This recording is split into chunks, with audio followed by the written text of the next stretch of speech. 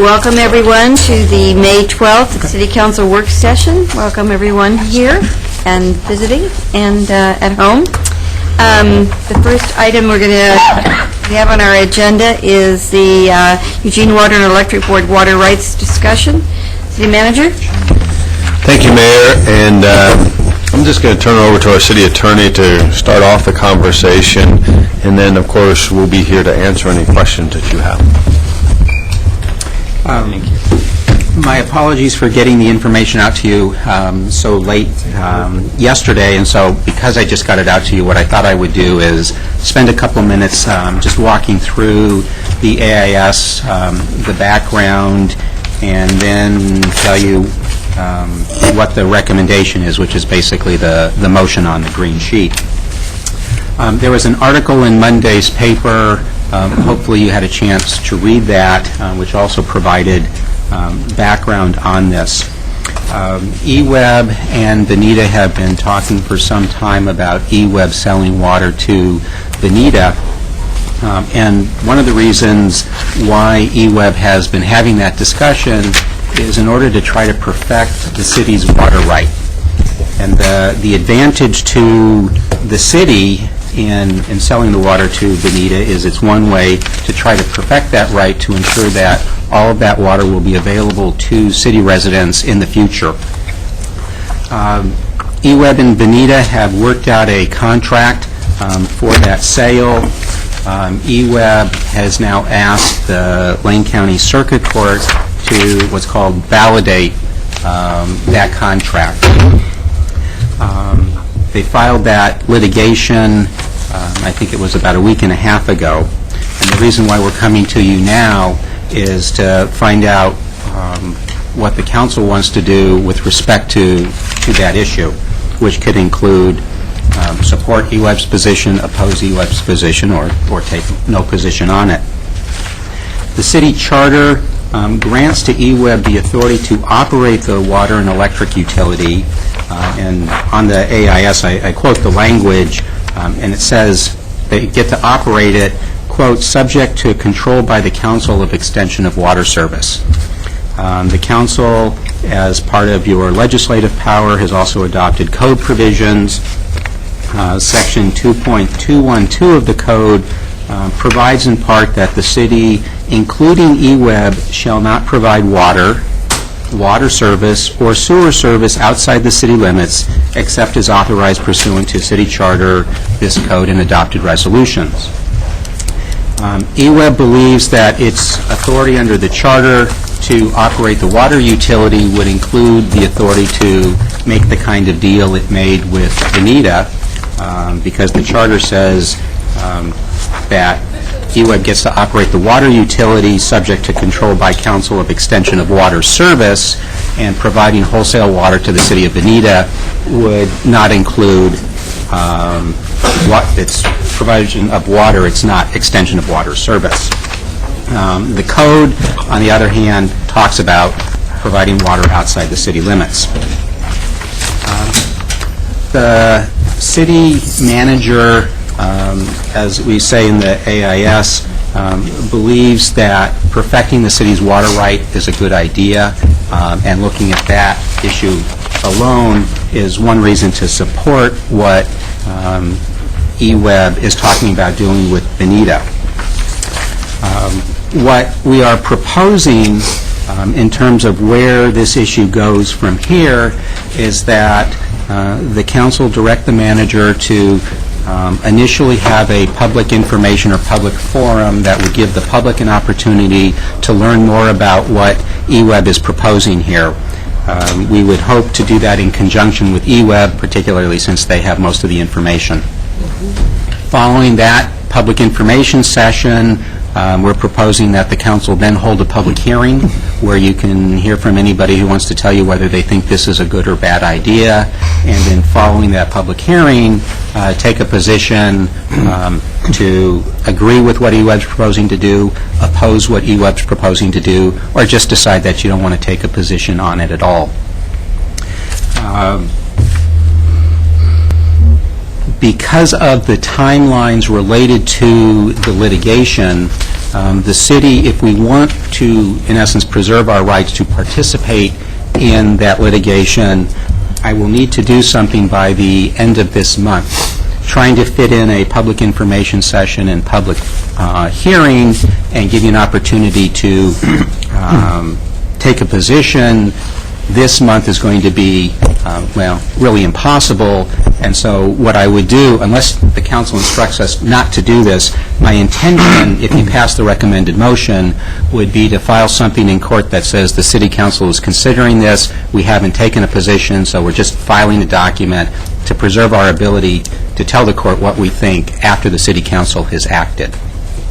So again, the recommendation is the motion that's on the green sheet, which is direct the manager to schedule this public information session, followed by a public hearing before the council, and that would be followed by, at a subsequent meeting, discussion and action. Brenda can give you more information about water rights if you're interested, and all three of us are here to respond to any questions that you have. Okay, thank you for that. Andrea, you're first. Thank you. So Glenn, when are we expecting the decision from the courts? Is there a time frame around that? It's a case that doesn't really get tried, but there's no specific timeline laid out in the statutes. My guess is probably if nobody appears, because the way this case is filed, it's eWeb files the case saying we want to have the court validate the contract. It provides notice, publishes notice in the paper for 3 successive weeks, telling everybody eWeb has done this. If anyone wants to participate, join. If nobody does that, and so it's just eWeb in front of the court, eWeb then explains to the judge, here's why we think you should do what we've asked you to do, and the judge can rule fairly quickly, and that might happen in 2, 3, 4 months. If anybody appears and says, we disagree, then my guess is it's probably closer to 6, 7, 8 months. Okay. So will this affect, we get money from them in lieu of taxes, will this, have we looked at whether it's going to increase it or decrease it, or will we be held harmless? The city does not get contributions in lieu of taxes on water. We get it on electric, so this would have no effect on that. I know. And then, has eWeb held their own public hearing on this? Do you know? I'm not that, okay, so Brenda's saying no. And then, I'm assuming that there's going to be a wetlands impact study, because I can't imagine how they plan on getting out to Veneta with a water line. So, that's just a comment. I don't, I'm just, Just to make it clear what we're asking you for and what we're not asking you for, there are a number of other types of issues that eWeb and Veneta will need to address. Wetlands is one of them. There may be land use issues that come up in terms of where you build the pipeline. I'm not familiar with the statewide planning goals related to building of water pipelines, but if this were a sewer line, it would require a bunch of land use hearings with the county, possibly with the city, because it's going through the Metro Plan as well as the area outside the Metro Plan. So none of what we're asking you to do now would have any effect on that. This would simply be, if you decide to do so, saying, we think it's a good idea, if all those other issues can be worked out, we think it's a good idea for eWeb to sell the water to Veneta. thank you. Okay. George Brown and then Alan. Well, yes, I think it'd be a really good thing for eWeb to perfect that third water right. And I've got, I don't know, 2 or 3 pages of questions, but there's nobody from eWeb here today, so.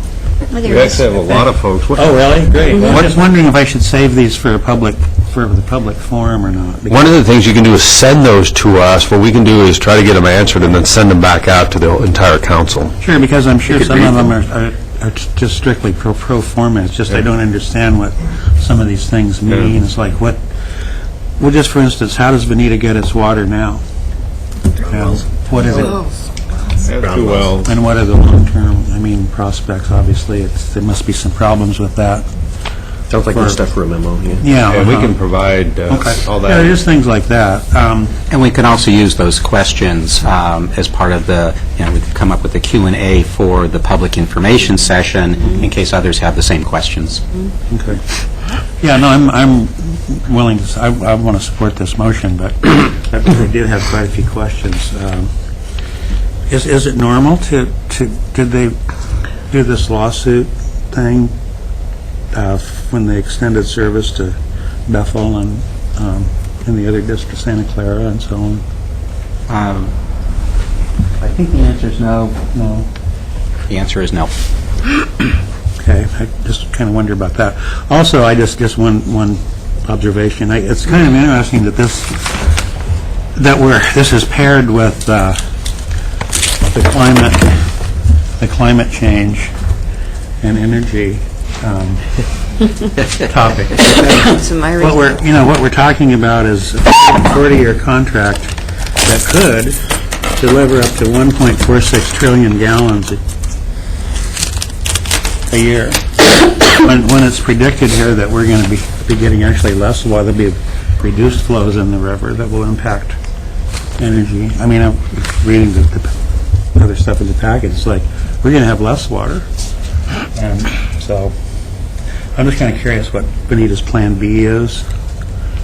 And I just have a lot of questions, but I don't think this is probably the place to ask them all.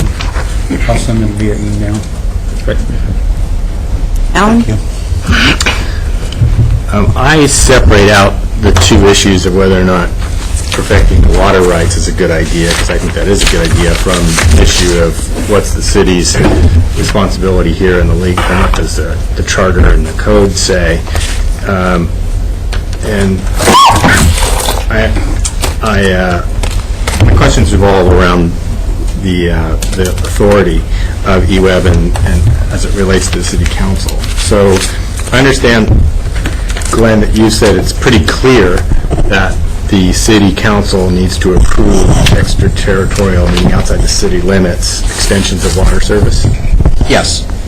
And did the city approve those outside the city supply of water to River Road, Santa Clara, and Willamette Water Company in the past?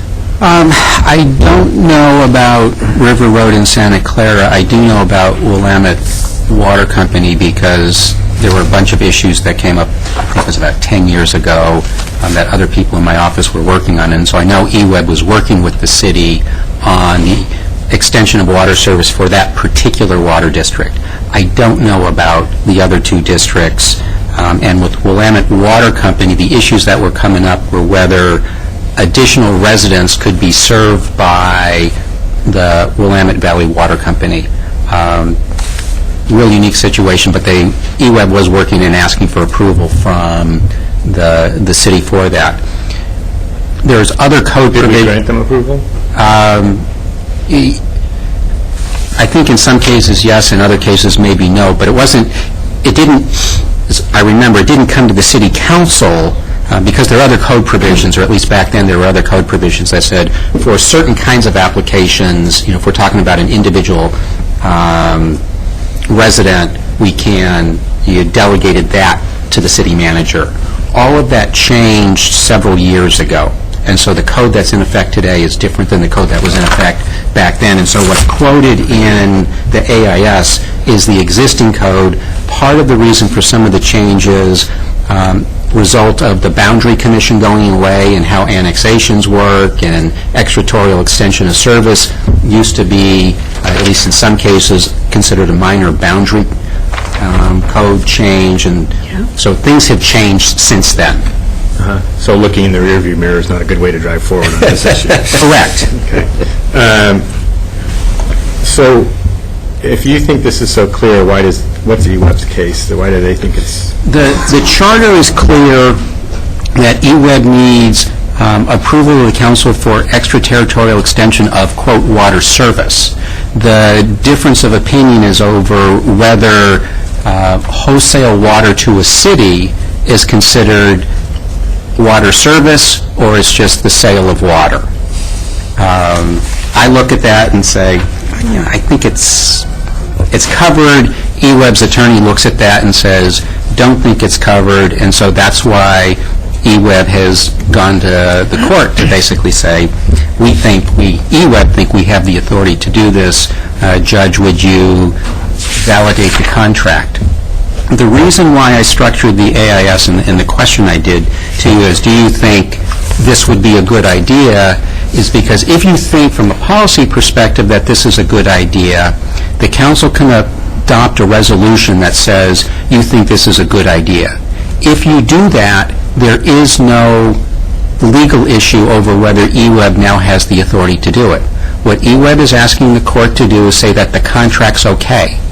If the council adopts a resolution saying you think it's a good idea, then we can go to court and say, Judge, you don't have to decide whether eWeb's correct in interpreting the charter or whether the city's correct in interpreting the charter. The council has said it's a good idea, the council has approved it, and so eWeb clearly at that point has the authority, either because you said they did or because under the charter they're right. So I can't resist. So you think that the eWeb attorney is all wet on this issue? Sorry. Sounded like a rhetorical question to me. I couldn't resist, sorry. So I separate the issue of the perfecting the water right from this particular issue as well.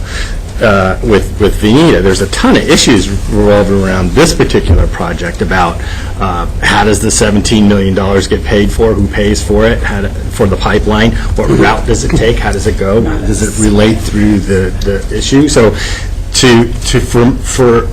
for me to say that the contract with Veneta is a good idea is different than I think we should perfect the water rights. I think we should perfect the water rights because that's clearly in the best interest of the city. I'm not so sure about the Veneta deal because there's so many unknowns. For me to now turn around and say, I give a stamp of approval for this without knowing all those parameters. We just went through an issue where we didn't know all the costs, and that kind of came back to bite us a little bit, but not that we would have changed our mind. Oh, please bring it up again. Yeah, let's do that. So how does that play out in the suggestion that the city manager has about the public hearing and all that? And will we be able to get to the information about the Veneta deal for us to be able to make a judgment on that?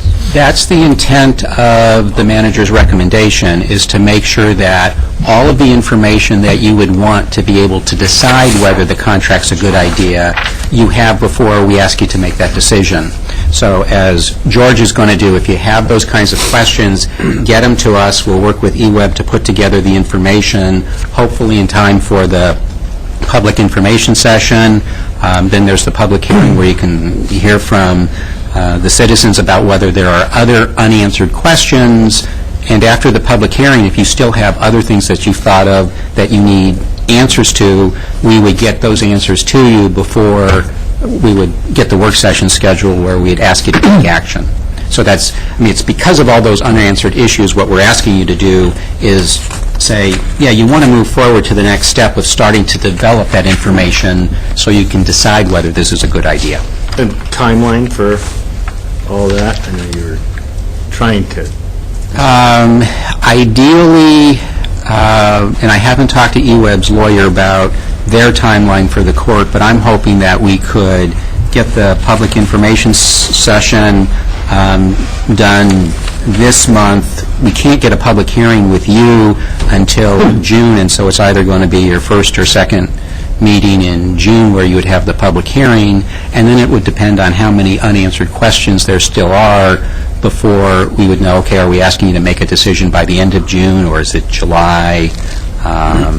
But ideally, we'd try to get a decision from you by the end of June. But it really depends on whether we get all the answers to the questions that you have. Right. And the thing that you would file with the court, that preserves our position to argue the merits of the approval or non-approval case. Right. That's what we would be aiming for. And once I talk to eWeb's lawyer, if it looked like they're going to fight us on that, then we'd come back to you and say, okay, we need to move the timeline up, or I need to take a different strategy with the court. But the plan would be we file something this month within the time that we have under statute to actually say, hey, we want to be heard. and then ask for the time necessary to let you have the public process, get the answers that you need, so that you can make an informed decision. Okay, Betty and then Jennifer. Thank you. First, I'd like to point out that attorneys don't always agree with each other, and that you might transfer that to some other issues. My question is there, apparently we're being told that the only way we can, do you know what I'm talking about? Everybody.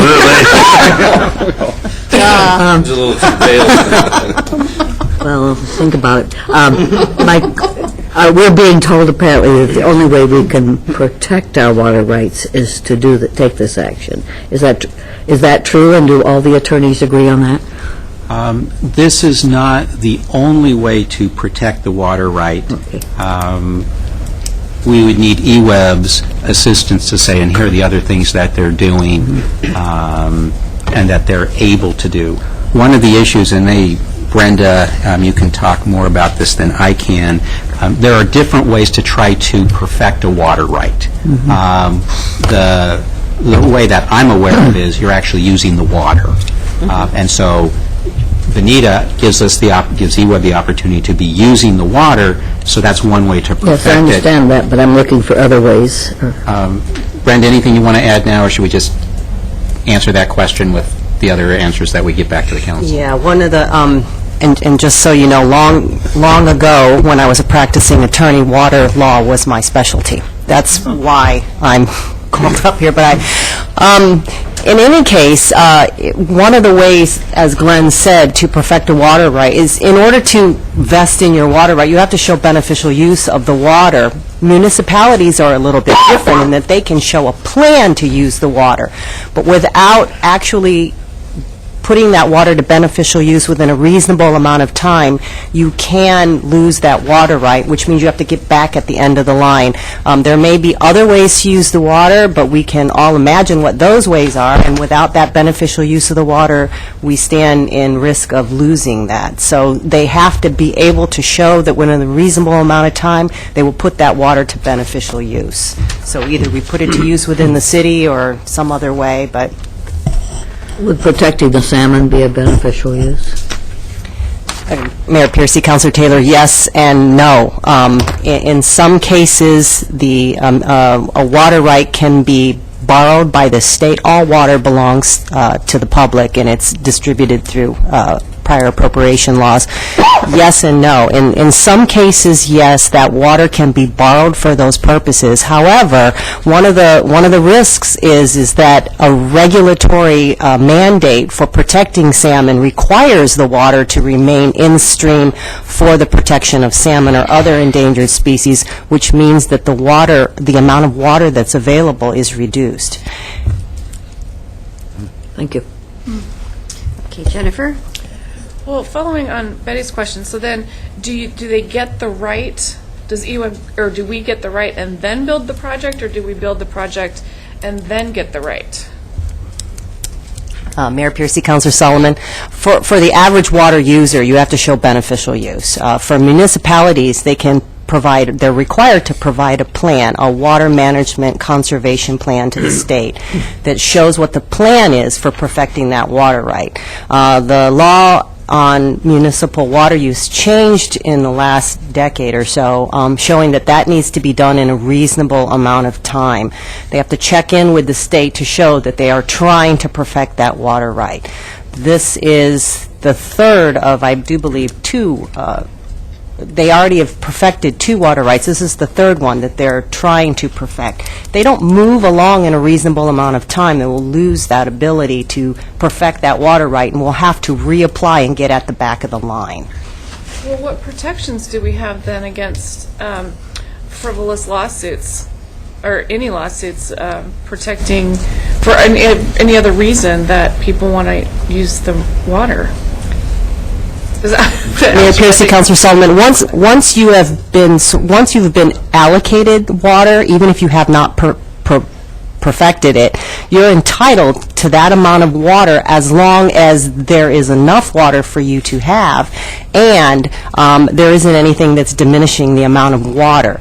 Once you perfect the water, you sort of, you vest in it, so you get a special water ticket, basically, that says that you're entitled to that amount of water in your place in line. So, if there is a cup of water available, for instance, and you have the right to half a cup of water, and Councilor Taylor has a right to a fourth a cup of water, and Mayor Piercy has a right to a fourth a cup of water, as long as there's a cup of water, you all get that. But as soon as there's less than a cup of water, the date of your water right dictates where in line you are. So if there's only 3/4 of a cup of water, you get your half a cup, Councilor Taylor gets her fourth of a cup, and Mayor Piercy gets nothing. You don't share the pain. So, I get all of it.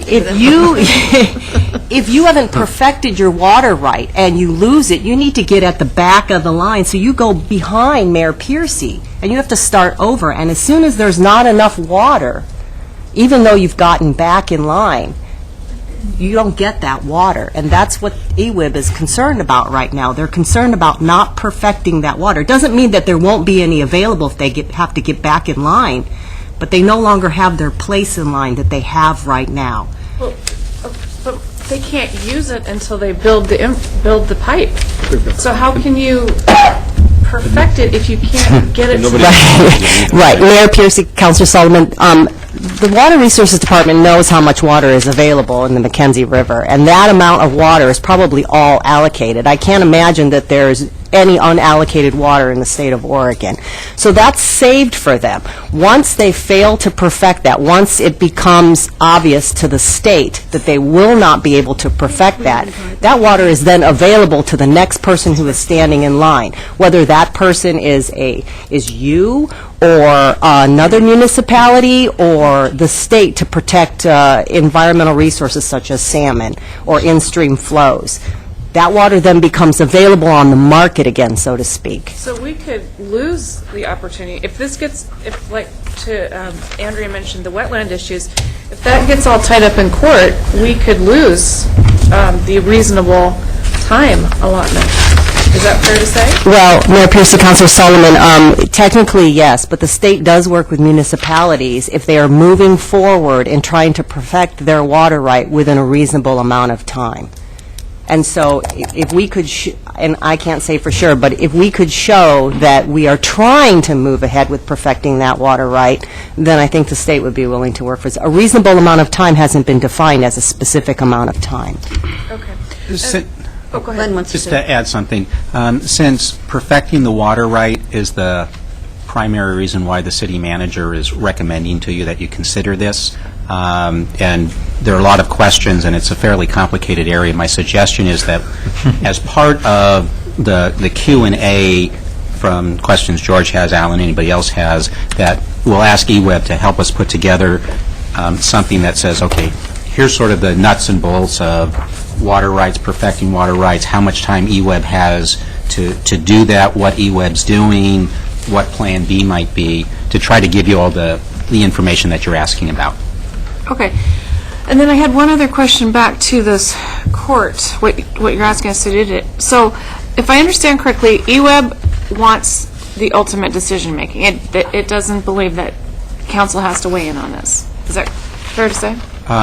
Yes, but that's not what they're asking the judge to rule. What they're asking the judge to rule on is whether the contract that EWEB has signed with Veneta is a valid contract. It's a valid contract if EWEB's correct that they have the authority under the charter on their own, or alternatively, if the council adopts a resolution saying you think it's okay for EWEB to have a contract with Veneta, then it's a valid contract because the council has, in essence, approved it.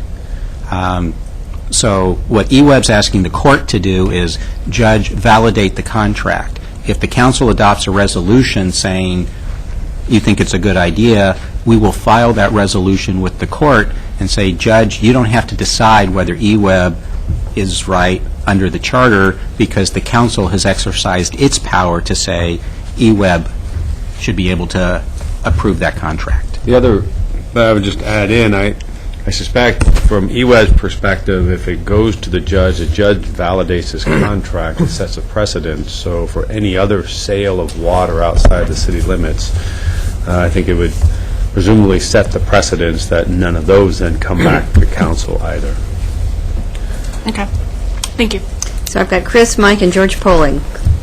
And then I've got Andrea, Allen, and George Brown in second round. Okay, I'll try to go quickly. I agree with Alan about dividing this into two different basic points. And I do think gaining, preserving, and maintaining water rights is critically important. And we really need to make sure that Brenda explained it really well, we have to make sure we maintain our place in line.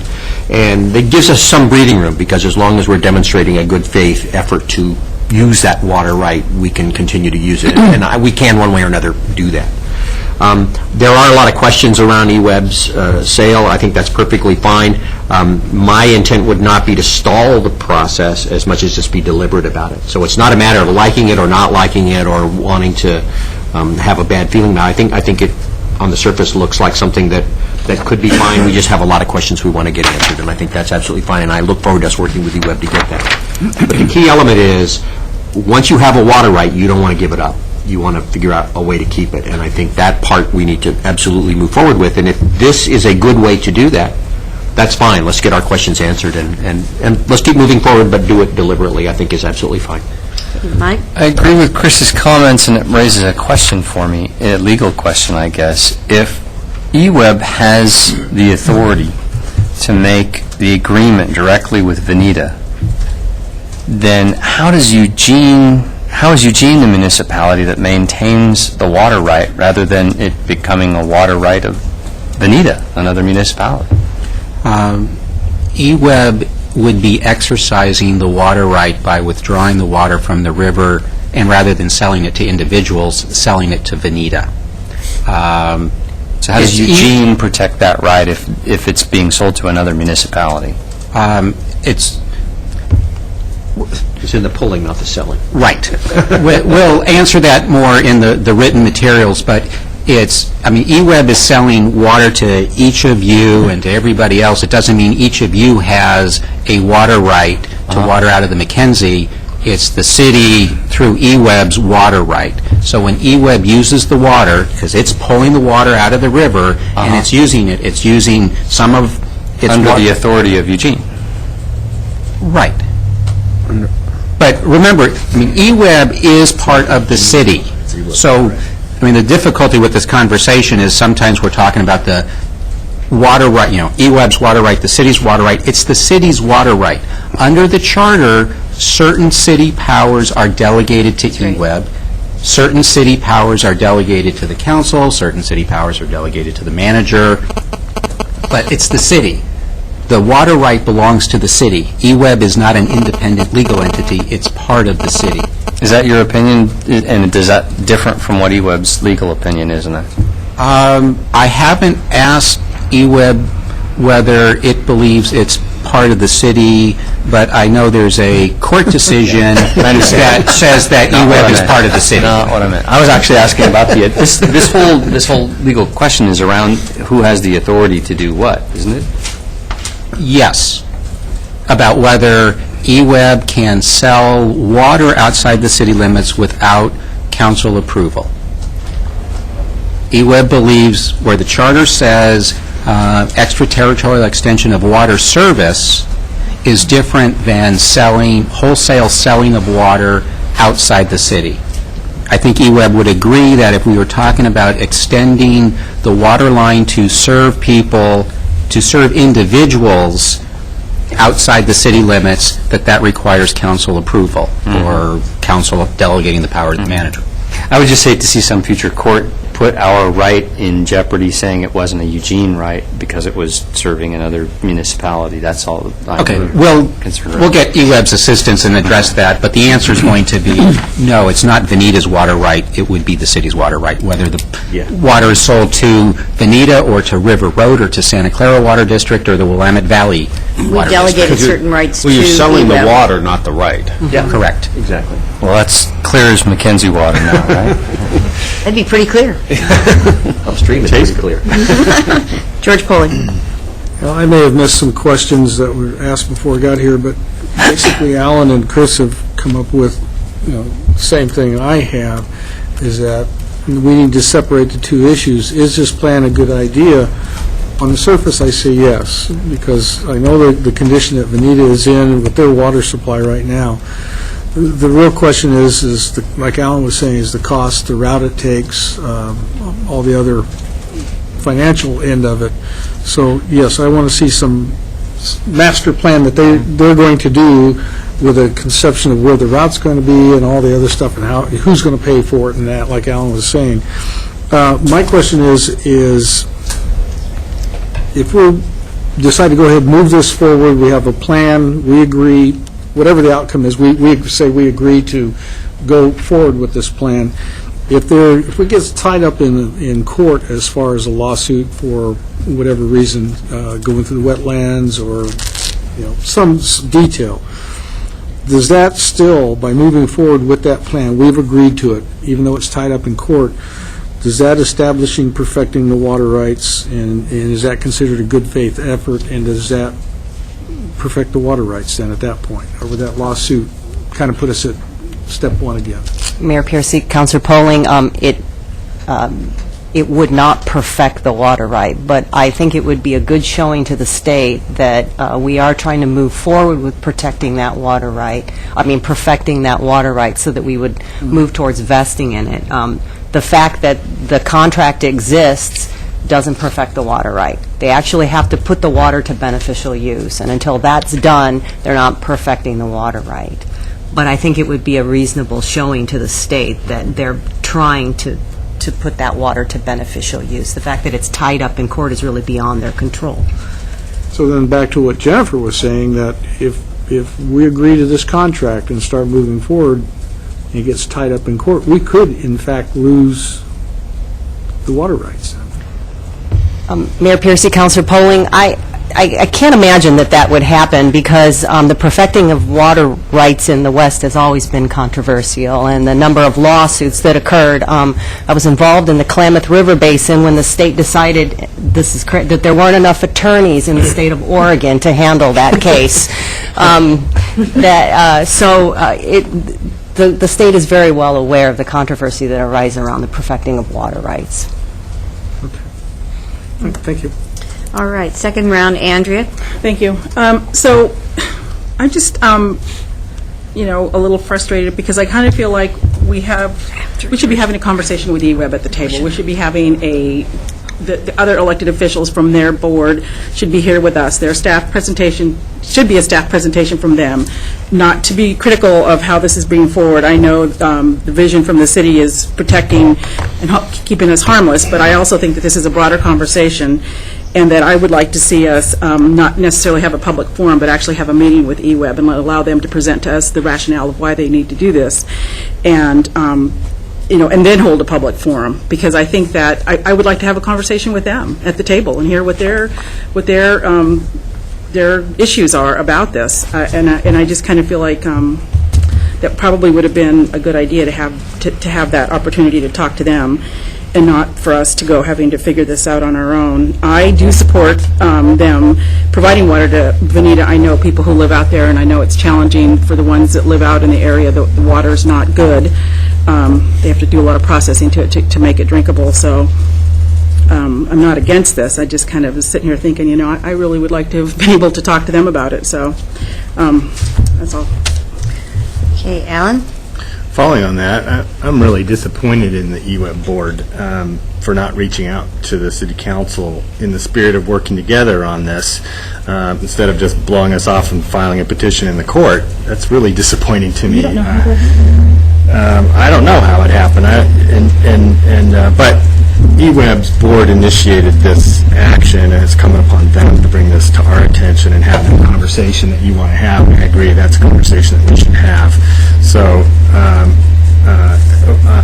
on a board to council level with staff at the table. So I have a question about water rights. So right now we have a water right of 75.6 million gallons per day.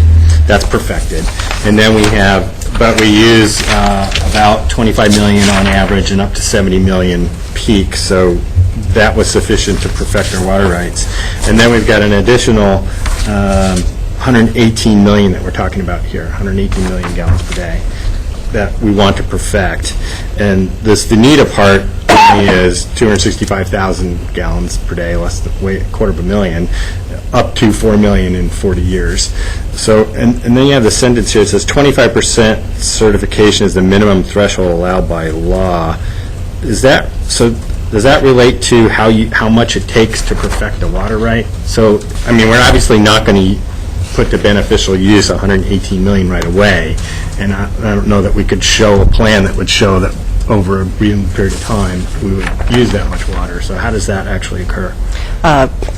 Mayor Piercy, Councilor Zelenka, municipal water rights are treated differently than individual water rights, agricultural water rights, and that you do have to come up with a plan to consider growth, because if a municipality only vested in water that they could actually put to beneficial use, there would be no water for additional growth in the state. And so it's usually a 20-year plan the municipality has to put forth, and a water management conservation plan that they submit to the state that they have to constantly update. So they're not required to perfect all of the water. They just need to be able to show that they have a plan for doing so, to put that water to beneficial use over a reasonable amount of time. Eventually, there's a plan. And so you can't just pick a number of gallons out of the air. You actually have to have a plan for why you think that the amount of water that has been set aside for you to perfect is actually a reasonable amount of water.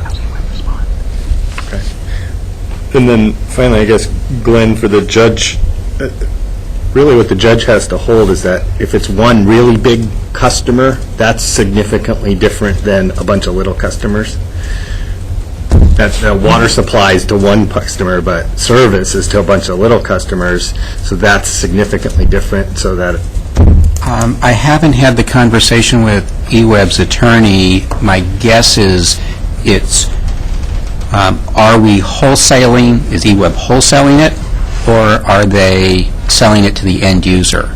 So water service, I believe what eWeb is going to argue is water service is to the person who's actually using it, so it's to the individuals.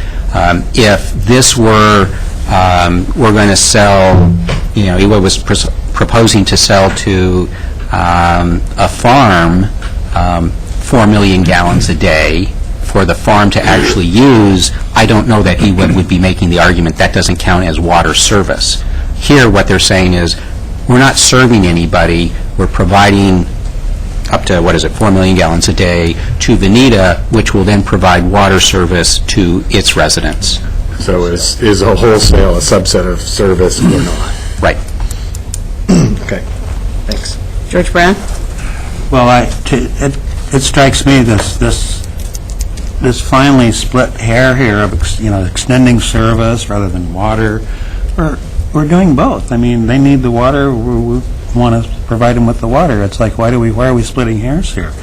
It's just sophistry to keep parsing this down, in my view. And certainly, it's quite clear. I agree with the city attorney. It's quite clear that charter that's up to the council to give that authority to eWeb. I mean, it's totally clear. Reads pretty simple to me. But anyway. There's something, I just do have one question. I'll save all the others. They're all kind of technical, I guess. This was the key messages. We need a wholesale water supply agreement that eWeb provided. The secondary messages, the very last one, it says, by continuing to serve surrounding utilities and districts, eWeb can obtain partial certification for the third water right. Such a certification would preserve eWeb's ability to access 25% of the water granted under the permit in succeeding years. It doesn't say increasing services. And I guess I'm just wondering, is in fact this partial certification? What's the difference between a partial certification and perfection? And it seems like the ability to use this water under the existing, use is really not putting their ability to draw more water at risk, if I'm reading this correctly. Mayor Piercy, Council Brown, if I understand you correctly, the partial certification to the state shows that you are moving forward for your promise to put all of the water that's been set aside for you to beneficial use over a long period of time, because it often takes municipalities a long period of time to perfect their water rights. The partial certification sort of, in a nutshell, preserves that amount of water that is being put to a beneficial use or is going to be put to beneficial use in the near future. EWEB still hopes to perfect the entire water right. Once you perfect the right, you can sort of ease back a little bit. There can be down years, there can be years where you don't use it at all. That's unlikely in a municipal water right. But once you vest in that, it is very difficult to lose it. You've sort of cemented your place in line. Until that perfection takes place, you stand the risk of losing your place in line and having to get back in line at the back. There probably isn't going to be any water available. Okay. Does that answer your... That helps, yeah. Okay. I think I'll save all the rest of them for email. It's time for us to put the motion on the table because it's 12:45 and we have the climate and energy plan coming up. So I'm going to ask Mike to put the motion on the table. And if you have other questions, please. I thought Andrea's point was a good one, and Glenn's put some good language here to add a third point about a joint meeting with the EWEB board. So I move to direct the manager to schedule 1, a public forum with EWEB's involvement, if EWEB is willing, in order to provide information to the public about the proposed sale of water. 2, following that forum, a public hearing on a proposed resolution concerning EWEB's proposed sale of water to Veneta. And 3, schedule a joint meeting with the EWEB board before scheduling this matter for council decision. Second. Did you not, I only have one moved and seconded, one question about that. Didn't the request ask for us to have the joint meeting before we have the public forum? So is the order of the motion? The motion gives the opportunity to schedule it when we like, as long as it's before the decision. Okay. And part of the reason for that is I'm not sure how long it will take to match up your schedule with the EWEB board schedule, and it seems like before the staff provides information to the public, it's not critical that you and the EWEB board meet. What's absolutely critical is you have the opportunity to have the conversation with the board before you're asked to take a position on this matter. If we can schedule the EWEB board meeting, the joint meeting, before the public information session, public hearing, great, but we just don't know what their schedule is. And my only other comment is that I think a full understanding of the water issues for Veneta and actually other areas around would help this discussion. It's sort of the other piece. Part of it's the perfection piece, but the other piece is we have a regional future that we're talking about, and there are balances and there are tensions in that discussion, but I think we need to actually have that discussion, thinking about our regional community, other communities around us, keeping them in mind. Yeah. Just a specific about that meeting that's in the proposal. What for me is important is that the conversation with the EWEB board, to have a policy component to it, is to talk specifically about the relationship between the city and EWEB around the issue of wholesale versus retail sale of the product, which is water in this case. What is our relationship relating to, we think we know where it is around the retail sale of the product. What is going to be our relationship around future wholesale of the product? Yeah. Then I would just like to ask then that either Veneta or however we do it, that we really get them into the conversation about why they need what they need and what that means in terms of our future water issues and choices that are ahead of us. So, okay, I think we're ready to vote on this. All those in favor, please indicate. 8 in favor and none in opposition. It passes. Thank you, everybody. We're off the beginning of that conversation. Okay, next up is the Eugene Community Climate and Energy Action Plan. Thank you all for being here. I feel, I didn't get the memo. Purple's the royal color, right? So. Just do this, okay? I didn't either. I'll do this, winter. You got some other memo there, Drew. Actually, I almost wore Hawaiian print today, but my sweater that would go over it had a button missing. I'm black and blue. How you doing? Anybody else? Can I say about that? Brother in town? That's because I've been reading the paper. Brother in town? A brother? No. There's 2 sons. What's the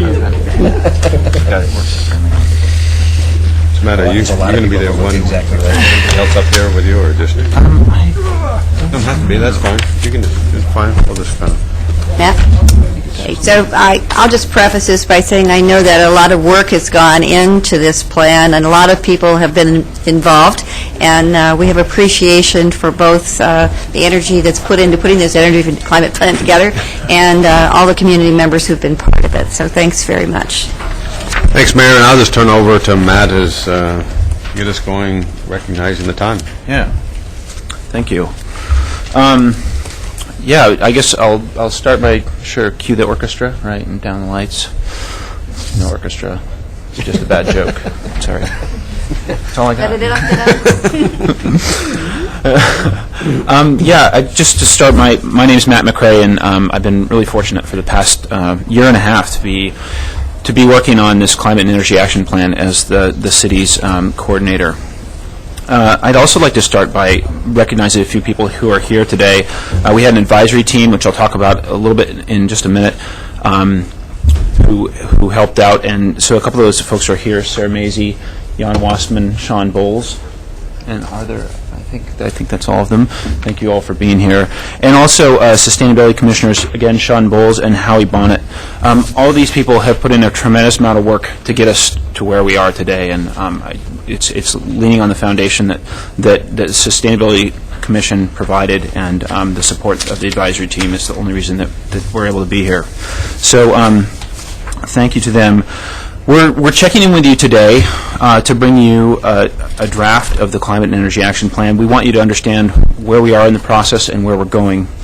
We're also looking for your feedback on our planned outreach, and we're asking you for any items that you'd like to have included alongside the plan when the final comes to you in the fall. And I'm realizing I neglected to grab a tool to forward the slides, so if you excuse me. Is this it That's here? his. No, that's mine. Oh, okay. You could use it, but it wouldn't work. You'd get very frustrated.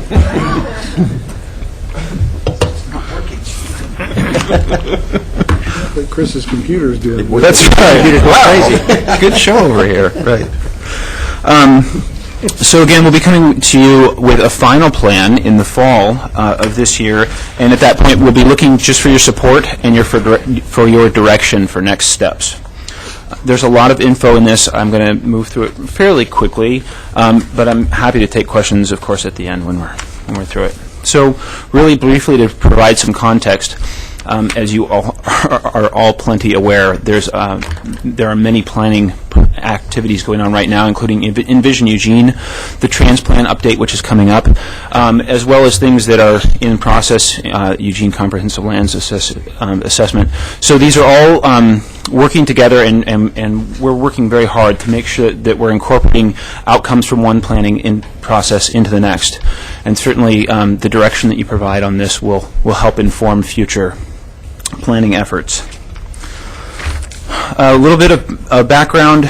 You'll probably all recall in the winter of 2008-2009, Council gave direction to staff to create a climate and energy action plan for the community with specific requests to include a broad range of community partners, and there were specific goals outlined for that this plan needed to cover.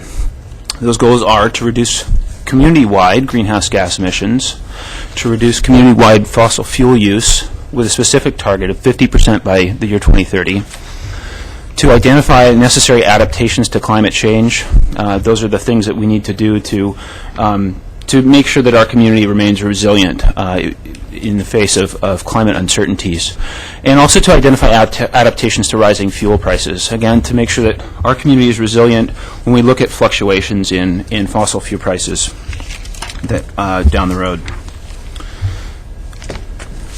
A little more background, just to frame the discussion. We've we're being really conscious about using the triple bottom line and trying to consider all of the impacts that will happen to our community or that we can think about. So from economic health and fiscal stewardship, thinking about how our economy will be affected, how personal finances will be affected, what kinds of jobs and business opportunities will be here, economic risks, and of course the ability of our agencies to maintain infrastructure and services. But also social equity and human rights. What will climate change and volatile fuel prices mean for social equity in our community, specifically when we talk about vulnerable populations and equitable access to services and opportunities, and including community cohesion. And then, of course, environmental health, just raising the question of what will climate change and rising fuel prices mean for our air, soil, and water quality. All these questions are things that we're taking into account during this planning process, and I think you'll see that as we move forward through this presentation. And then ultimately the questions: how do we prepare and adapt for these uncertainties?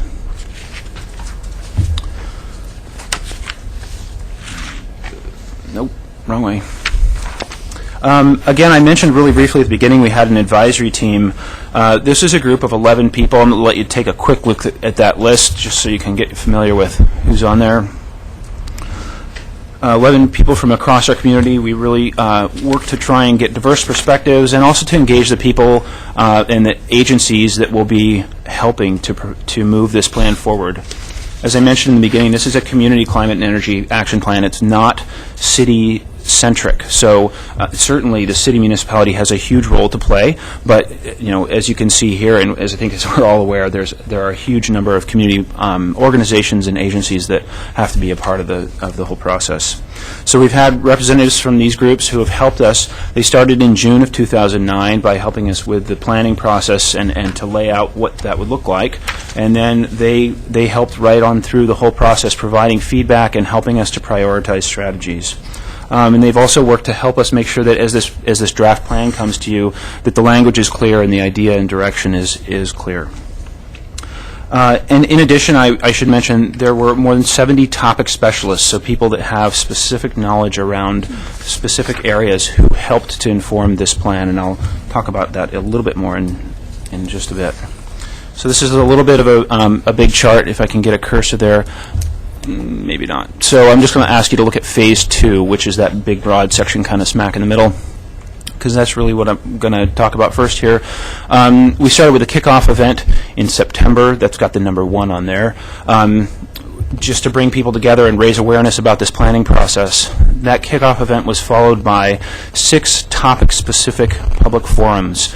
Each of these forums had about 50 to 120 people in attendance who just helped us provide some ideas about, what's important, how do we refine some of the strategies, and what should be the priorities that get included into this plan. So we really benefited from a huge diverse group of participants, from business owners to other agencies, community partners, nonprofits, et cetera. So we had those topic-specific discussions that went along, and then at the same time we had, as I mentioned, the topic specialists before. There were 8 to 12 topic specialists for each of these topics. And they came back for another meeting just to help us further refine the priorities and refine the actions to make sure that they're going to be getting us going in the right direction. Overall, through that public process of those 7 forums total, we had over 500 participants from our community, and I think it really speaks volumes about how invested this community is in taking action here. So we're right now at Phase 3. You can see the number 2 there, present draft plan. That's where we are right now, bringing you this draft so that you can take a look at it, provide your thoughts, and see which direction we're going, with the intent to bring the final plan to you in the fall. And I'm trying to... Sorry. It's not going forward.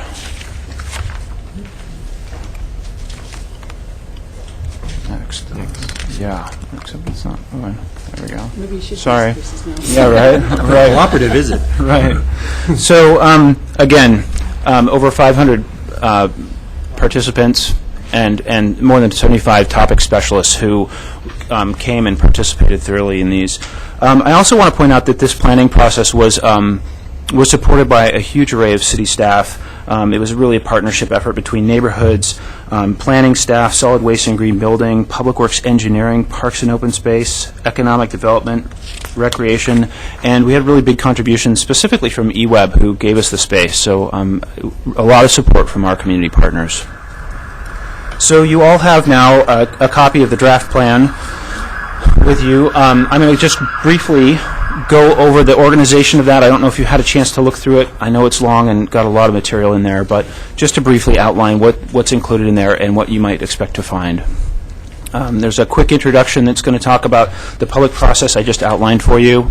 It's also going to talk about kind of the global context of climate uncertainty and volatile fuel prices and what all that might mean for us. And then the plan is broken down by these specific segments, and I'm going to talk about a little bit more in detail about each of those right now. So under buildings and energy, this is really trying to take into account our built structures, our infrastructure, and also the energy that's used, not only for lighting and electricity, but also the natural gas that's used to heat spaces, and then any energy that's used in industrial processes. So that's all kind of wrapped into the buildings and energy section. A couple examples you might see in there, or that you will see in there, are to increase efficiency in existing buildings and increase the use of renewable energy. I should mention that each of these topic areas has roughly a dozen different priority actions that are suggested. So this is just a couple of those. And then going to food and agriculture. We're trying to cover really everything. Again, because it's a community plan, we're trying to think, bigger than just the city organization. We're talking about food as it's produced in the agricultural fields, all the way up to transportation and delivery, retail, and consumption. So, and including waste, food waste and agricultural waste. So those are all considered in the food and agriculture section. A couple of the actions you might expect to see there. Probably an obvious one I think that everybody hears cares a lot about. I hear this repeatedly, the strengthening of protection of farmlands. And also a recommendation to develop a comprehensive community food security assessment. Land use and transportation, pretty straightforward, I think. Just want to reiterate, I guess, the deep connection between how we use our land and how that influences our transportation and the options that we have for moving around. So all of those things are covered in the land use and transportation section, and a couple of examples there. Sorry, this is, there we go. Increased density in and around the urban core and along high-capacity transit corridors. And then diversify the funding sources for LTD, just to make sure that we have a reliable system, even as we look at fluctuating fuel prices. Consumption and waste, for some this may not be quite as obvious.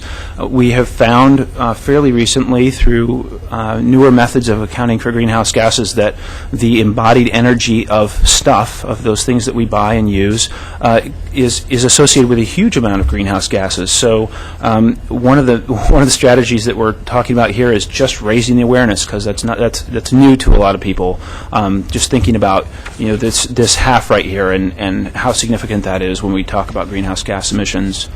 But also on the waste side, conducting a pilot project to process food waste in a methane digester.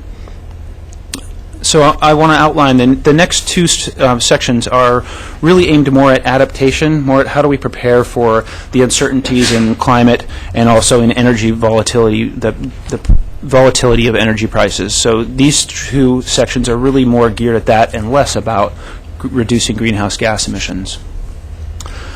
So health and social services, this is thinking about our health systems and the social services that are provided by municipalities and nonprofits throughout our community, and how do we ensure that they're resilient as perhaps more demand is placed on these or their costs are changing. So a couple of recommendations you can see here. Conduct a community climate and energy vulnerability assessment. So that's different from this in that it will be looking at longer-term changes. So if we were to experience, for example, a rise in fuel prices for a prolonged period of time, what would that mean, and how would our systems be vulnerable to that?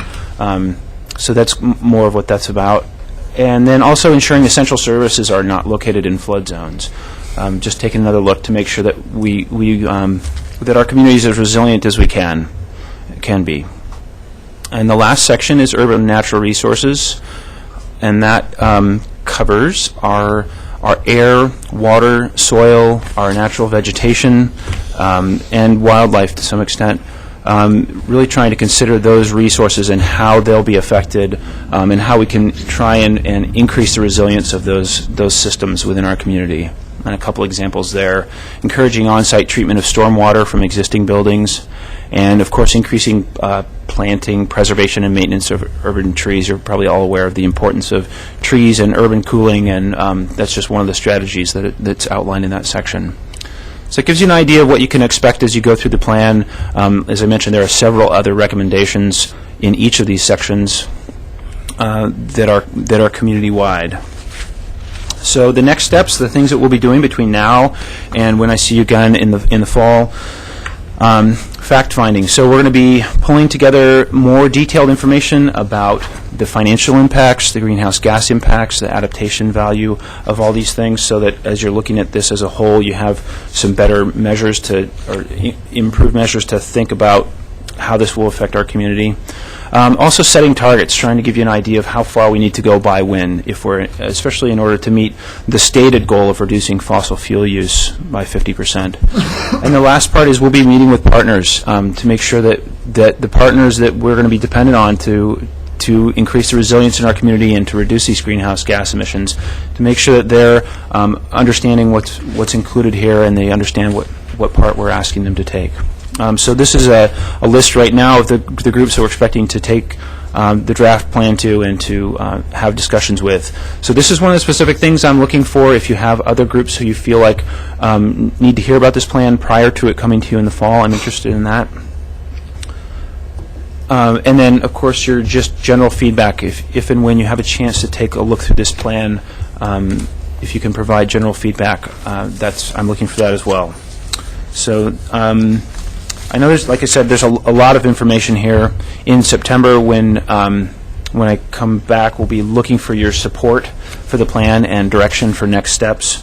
And there's also a spreadsheet that Beth Forrest is going to hand out that's going to give you a little more idea of some of the more detailed information that we'll be providing with the final plan. And, yeah. Thank you very much, Beth. Sure. I've got Betty and I've got Mike and Alan, Jennifer, George, and Andrea. Just wanted to make a couple comments. I think it's great the breadth of folks that you've had involved in this. I think it's really important because I know this is a no-brainer, but frankly, we share an airshed. We share. There's no border on these kinds of issues. So those kinds of partnerships will be really necessary to move the bar. I think the measurement thing is very important, and so we can really see that we're taking action. I guess I'd also say that as we go through these other planning processes, to be sure we are looking at those planning processes with these goals in mind will be pretty important too. The embodied energy issue. I know there's been conversation in the community on the methane digester. I just don't know where that discussion is right now. Maybe you know something about that, Matt. Yeah, but I've talked with, I guess there are both Lane County and our city wastewater staff have had discussions about methane digestion and how that could be useful. I think that's part of the implementation is just trying, lining it out in here and trying to move forward on those. Yeah, but certainly your point, the groundwork is already being laid on many of these issues. So just keeping them moving and seeing how we're doing on them. The only other thing is that I've received some things lately, and maybe that's been part of your discussion too, is looking at our own codes and things that are in place that create barriers to us actually being able to accomplish some of the things that you have on this list. That sometimes we have things in place that are to help with one issue, but they get in the way of another one and keep us from moving forward. So helping us identify those kinds of things. I think what recent one that I had, which I don't know the accuracy of actually, but it was a question about rules for putting in pavement where you really need to handle stormwater differently, and so those kind of things getting in conflict with each other. All right, Betty. Good points, Kitty. Is this thing that we just got, does this have specific actions that I didn't see in the agenda? No, so these are the same actions that are included Okay. within the plan. Okay, I thought maybe that was something different. And- I did read the item, and I thought that was a rather cynical comment, in case we get a chance to look at it someday, but I'm sorry. I understand cynicism, I have a lot of that myself. What I didn't see, well, I really like the idea of using methane from Iron, what's it called, Iron Mountain? Sharp Mountain, yes. Iron Mountain's an absolute antithesis of Sharp Mountain. And I hope that we can take action to do that, but I didn't see a lot of, well, first a question, the flood zone. Isn't Country Club Drive in the flood zone? You know, I'm unfortunately not an expert on those issues, and I know that they're being looked at through through ECLA, and yeah, they don't have expertise in that area. The police is an essential service, I think, and we're talking on the way, apparently. I liked what Kitty said about the airshed, and I wondered if anyone has talked about the airshed capacity and the watershed capacity, about the fact that maybe there's a limit to how many people can exist in this place. Yeah, the specific, carrying capacity of our valley wasn't something that was thoroughly discussed, but I would mention that El Rapa and eWeb were both thoroughly involved in discussions both about water source issues, as we were just talking about, but also in air quality as it relates to climate change and increasing population. So they were considered, but certainly, like I said, a carrying capacity of the community wasn't. I think that's something that we should be considering. And I was hoping there would be more about, and maybe this is the future, actions that the city can take. For example, just looking through, I thought of one small one, the suggestion that that growing meat is destructive to the environment. And maybe we could stop having meat when we have council meals. That's a small thing, but it is the growing of beef and pork are environmentally destructive. And I'm very interested in seeing. Oh, another thing, trees. We're planting little trees all the time, but we're also allowing big trees to be cut, and it's the big trees that are more important. And that's a step we could take. But I would like to see later more steps a lot of good things that should be done, a lot of important ideas here. But as a city, I'd like to know more about what we have the power to do. You might remember there's an additional effort underway about the city itself in reducing our footprint and our energy consumption, and so that's a separate initiative that's also paralleling. Yes. And so that may include some of the items that you're thinking about also. Yes, but are there laws, are there ordinances, are there things that we have the power to cause to happen? Thank you. Mike? I really appreciate the level of detail in the work here. I know this is a lot of people who put in a lot of volunteer time to do this, and I think it's really a wise thing for us to be looking at how do we create an action plan that's smart, that's long-term, that takes into account best practices so that we're prepared and we're doing the smart things. I think that's a really good thing to do. I would like to see us doing long-term, more comprehensive action plans around a few other things. I mentioned that to the manager earlier, specifically around public safety and the county's impact on that, but that's a topic for another day. I'm going to look real closely at the costs and impacts part and how thoroughly we're going to develop that with a lot of this information as we get closer to August and approval. There are a number of questions that I have. I'll probably put them in writing, but for example, one of the things we're talking about here in the food and agriculture section is a shift to more edible crops grown locally, for lack of a better way to define it. And while I think that's a a very good idea from the standpoint of food security. I have a couple of questions. One, how do you do that in a way that the farmers who grow it can make money with regard to transportation of those crops? And the impact, as in the previous conversation, how much extra water will that require? And do we have that capacity? Secondarily, in parts where we're discussing our, and I use that word in quotations, our productive farmlands, which ones do we consider ours, is a question I have. That's an interesting conversation in and of itself. I also would like to, have as much as we can an economic impact locally when we're talking about things like, and I think I brought this up previously, when we're talking about reducing fossil fuel use in the area by 50%, that's a laudable goal, and it's a good one. What's the impact on jobs in our local economy when that happens? So I guess the cost and impact section is something I'm hoping will be as comprehensive as can be done. Thank you. Alan? A couple of things. Well, Matt, this is really good work. Thank you. It's very comprehensive. I think the process you've used and the outreach you've done is fantastic. It's great. The amount of people that participate in this has been unbelievable, actually. I've been to a couple of the meetings, and they were very, extremely well attended, and they were very cool and very helpful, and a lot of people got a lot of input into it. Betty, we are using the methane from Short Mountain. We have since 1991. We create electricity for it. In fact, I built that project when I worked for EPUD, and we do 1,700 homes worth of electricity from the methane from our garbage currently. And actually, so does the waste treatment plant, uses the methane off of digesters to create electricity that serves the plant. So we actually do all of these things. I do like the idea of the food waste and fog and food waste, fat, oils, and grease to electricity. That's a great idea as well. Question about terminology in here. Climate uncertainty.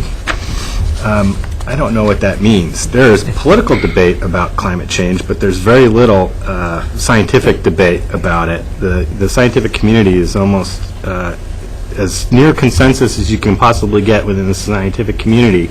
So I'm wondering why you use the words climate uncertainty and what it means in this, because after you use that phrase, you don't use it again, and you also kind of contradict that by going into talking about the impacts of it as if we're certain.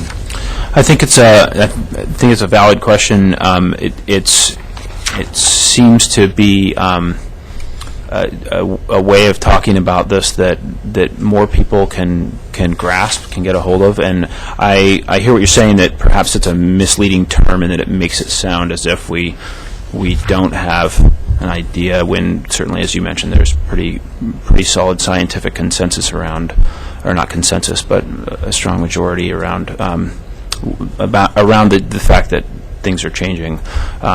So it's a good point and a good question, and something that we can look back at the plan and... Yeah, it makes it sound like, well, what's the point of the plan if we don't think it's true?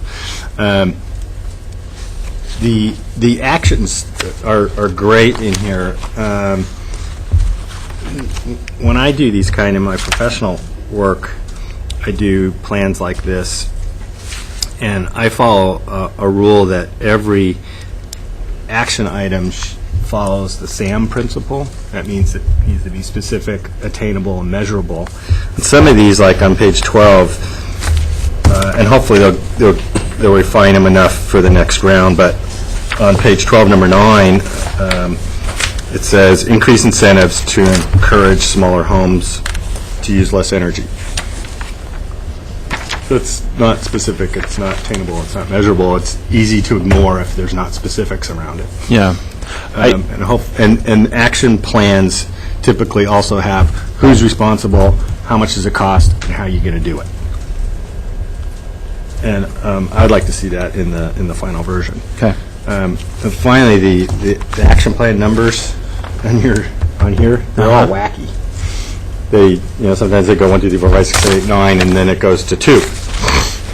on page, on the Yeah. second page. Okay, not so helpful, yeah. Yeah, my suggestion is that you don't try to renumber them, that in order to track them, that they all, and so you just number them 1 through 35. Okay.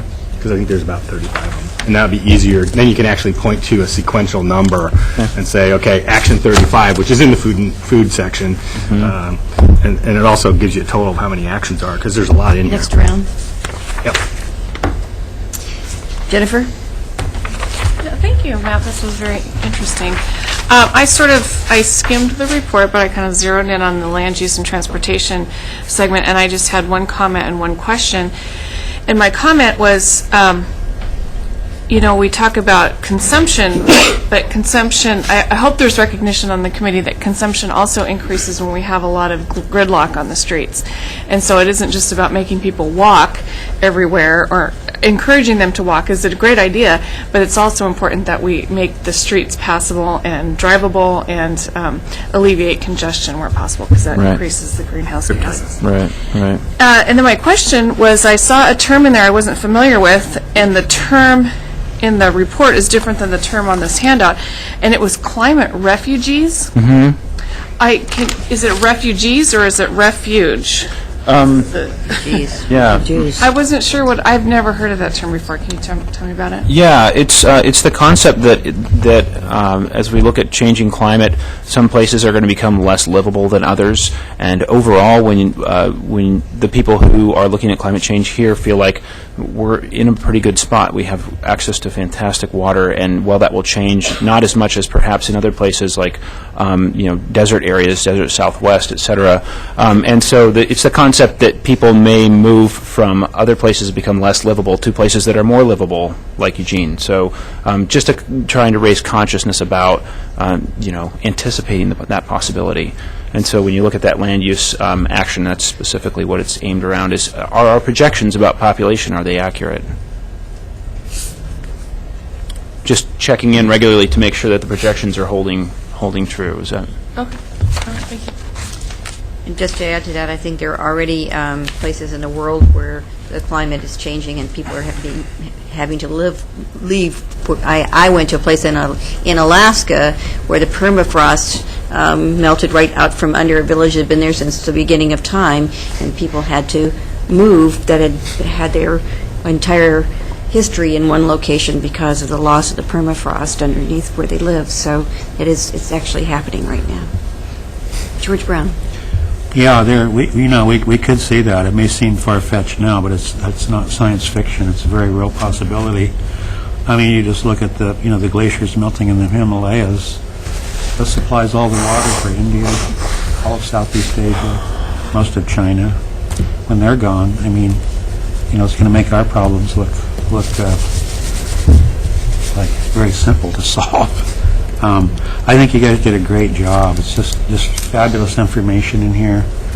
I read all through. I didn't really get a chance to digest the charts so much, but I think you did a fabulous job in the time frame. And just some eye-opening stuff. And I thought I was familiar with most of these things, but I'm not. But I learned a lot of new things. And I'm really looking forward to the fact-finding and target setting and for the next phase, and the costs and impacts. And will this come back in September, did you say? Mm-hmm. Okay. That's good. That'll give me some time to work my way through the bibliography.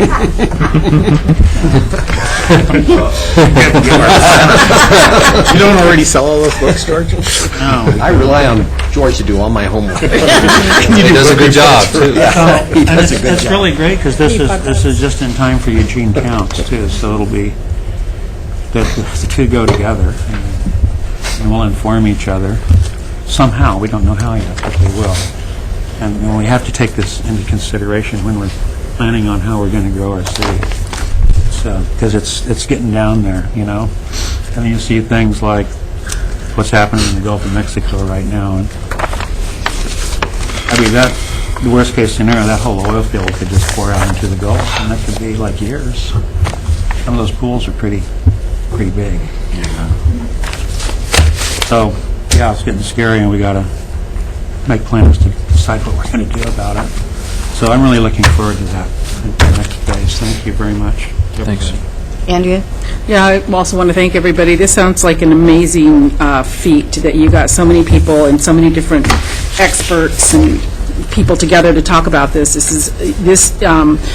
I would have to say, before I got on council, this kind of conversation was really abstract to me, because planning has come to me lately on how it affects where we live and how we live. So and this conversation is really in-depth, and I really want to thank everybody for all the time and effort, and John for allowing staff and all the other municipalities for allowing their staff to work on it. Because even though this is our charge, it's really like, this isn't bankable stuff. I mean, it is in the long run, but it's not like, there's no proof's not there yet, even though we're trying to make incremental changes to obtain them. The only thing I wanted to ask was, I didn't see, and I just skimmed it also, I didn't really see anything around hospitals, and that kind of is a little bit, and I don't see that they're reflected as part of the conversation. I know we don't have, the main hospital is in Springfield, the two of them. I mean, University District is still here, but, with the thought that hopefully the veterans will be landing here, I'm hoping that they are aware of, the culture that we want to uphold here, and not that I would want to discourage them from coming in any shape, way, or form, but I'm hoping that you could get some representation from that. I mean, just because I think that there's so much medical waste, and there's so much of, how a hospital does business that really is kind of opposite of that recycling mentality, because for all the OSHA rules. So I just was wondering what your opinion on that was. Yeah, I should mention we were fortunate to have somebody from Peace Health participate as one of the topic specialists, as well as people from Lane County Public Health, who really informed the discussion. Climate and energy issues, as I understand it from speaking with those folks, are just surfacing as issues that they're really starting to grapple with and plan around. I think we were very fortunate to have them on board. There aren't actions that are specific to health, or to hospitals specifically, but when we talk about essential public services, certainly that is one of them. And also, as we talk about vulnerabilities, longer-term vulnerabilities to price spikes and climate change, that's one of those things that would come out if we can do an assessment of where are our vulnerabilities. That's one of those things that we specifically call out is health services. So it's not hospitals specifically, but it's our whole health system. Okay, thank you. Sure. Chris? Thank you. I agree with everyone else. This is really a lot of really good work and some very thoughtful work, which I appreciate a lot. And I think it's interesting to talk about. Rusty was here before. Rusty Rexius was here before. He talked about economic volatility and environmental uncertainty. And the reason I latched onto that is not so much that we're uncertain about whether or not the environment is changing, but perhaps we're uncertain about exactly what the human response is going to be to that, or what our local reaction to that will be, or what will be the impacts on us locally. And I think the notion of climate refugees is a good example of that. Whether environmental change is a result of human action or a natural cycle at this level of the discussion is really not important. It's happening whether it's caused by this or whether it's caused by that. I mean, the glaciers come, the glaciers go, but when they come and they go, we still have to react to it. That's why this document is still relevant to us, because whatever the cause, we still have to do something about it. And if people are displaced because of changes in the environment for whatever reason, and they look at our area as very attractive from that standpoint, we've got to be ready to react to that. We've got to decide what that means to us and what we should do about it, as well as being sustainable in whatever that environment is going to be for whatever reason. So this is really good work. It's very thoughtful work, and it's obviously not the end of the journey. It's still something that's going to have to be talked about a lot. But I'm appreciative of the fact that we're beginning to realize that for whatever reason, we're going to need to be thoughtful about it, because it's going to happen, and we need to be kind of in the process of coming up with a good plan. Because a lack of a plan is a lack of being able to deal with that when it takes place. So I really appreciate the work, and I think it will serve us in good stead as we move further down the road. I'll just add to that I think staff can tell you that resources that can come into our community to help reduce carbon emissions or any of the other solutions that are out there really come to us only if we have a plan. So we have to have something in place that helps bring resources into our community to make us be able to make these changes. So it does have, this plan has economic value to us as well as the plan itself.